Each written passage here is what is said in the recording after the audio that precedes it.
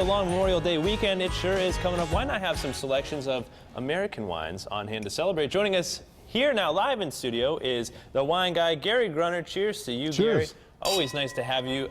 Yours is a little bit bigger than mine. I'm feeling a little self-conscious now. Well, I'm down to one glass a day, so I need a bigger glass. Keep the doctor away. That's okay. it, you know. We'll put these down. Real quick, have to mention congratulations. You have a third book on the way coming out all about American wines. American wines. You have the Italian wine books right here, but congrats on that. I mean, what can we find in store in that one? Well, that's going to be more about focusing on local American wineries around the United States. People don't realize that right now we have wineries in all 50 states.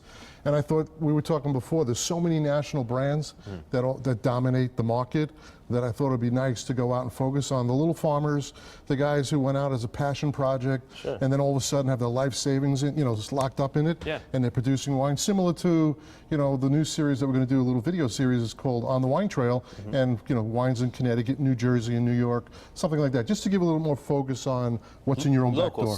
Local stuff. So let's get right to it. These are great wines that you can pick up locally, all right here in Connecticut for this weekend. For this weekend. Okay, let's get started. Where do you want to start? Okay, so the wines that we're going to show real quick, these are national brands that are around the United States, but they're also not big producers. Okay. So they're not making 50, 60, 70, 80,000 cases. They're small lot production. They're all handcrafted. They make some unique wines, and I broke them up in price point because that's really important.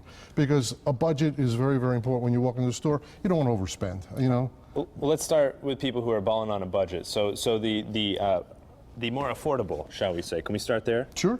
So most important is this is Santa Barbara. We're in California, and this is called Santa Barbara Crossings.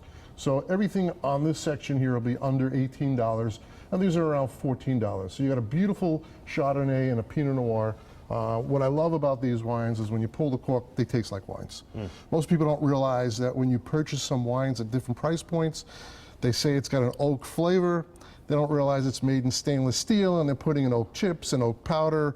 So you start to lose that, true wine taste. Right, it's not real. It's just more of a commercial, more of production. What I love about the wines that I've chosen all the time is the fact they're real. They're passion wines. So the Santa Barbara Crossings and the Pinot Noir from them are also delicious. What you love about when you pour the Pinot Noir, and this is how you find, when you pour Pinot Noir and you hold the glass and your thumb is on the bottom, you can actually see your thumb, which means it's pure Pinot Noir. They didn't stop putting in Malbec or Cabernet or other grapes to try to taste bigger and fuller, almost like a Cabernet or a Merlot. So that's how you know it's the real deal. How about something a little more high-end? Well, high-end, then all of a sudden you can go into McNabb makes a beautiful Old Vine Zin, Petite Syrah, which is one of my favorite for barbecues.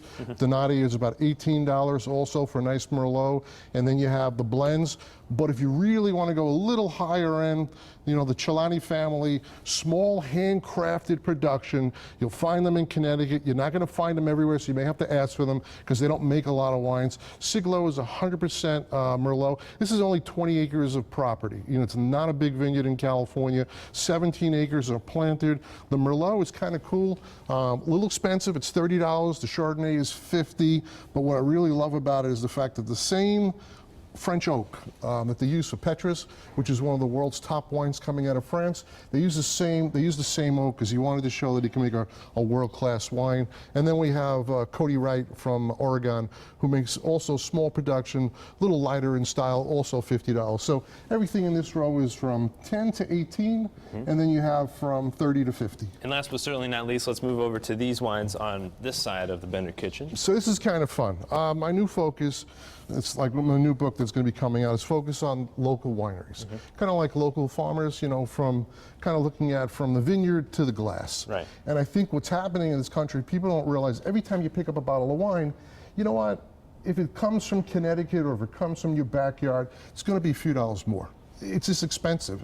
It's worth paying that money and supporting the local producer. So in Connecticut, since the 80s, it's about 34 wineries right now. Out of the 34 wineries, 24 belong to the Connecticut Wine Association, and they all belong to something called a passport program, where you go online and you can literally go from winery to winery over the next couple of months. They have events, they have music, they have food. A lot of them have some restaurants on it. This is George Motel has a winery called Sunset Meadows right over here. And then you have the Philip Jones Winery, really nice to visit, great wines, really unique in character. And then this weekend I was upstate New York. So I was up in the Finger Lakes. I was in the Finger Lakes. And the Finger Lakes are just gorgeous, and so we have a Cab Franc Rosé and a Moscato.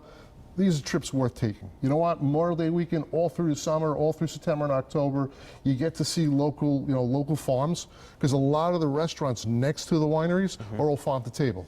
But more importantly, stay here in Connecticut, right? Stay here in Connecticut, stay here. Right in your backyard. The whole focus is I'm going to be visiting every single one of these wineries in Connecticut, and we're going to be tweeting about it. We're going to do little film clips, because I really believe I want to show off what's in our backyard, what's in my backyard, the fact that Connecticut makes some great wines. There's great families there. So every time I come on, I'll bring on another 1 or 2 wines from the vineyards, and then we'll be tweeting it about and letting you know, because I really think it's important for everyone in Connecticut to go out, see these wineries, enjoy.